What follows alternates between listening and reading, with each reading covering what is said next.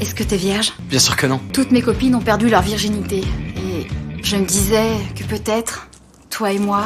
Ouais. Ok. Il n'y a pas longtemps, Carl a quitté le gang pour commencer une nouvelle vie. Après l'école, il rentre directement à la maison, même quand Dom est venu le voir, voulant emprunter son équipement d'enregistrement. Carl a refusé. Je pourrais, mais là, faut que je fasse des trucs. Ok. Ça a l'air cool sinon. Je te souhaite bonne chance.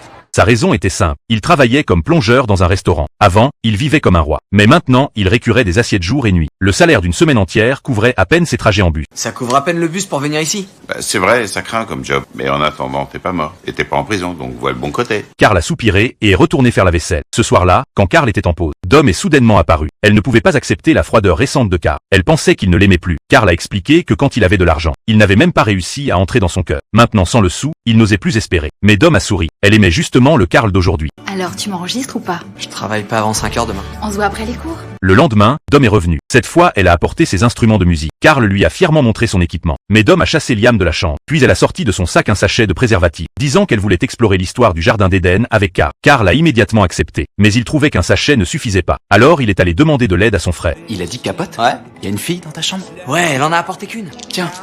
2. Merci. Ce serait pas sa première fois. Qui sait?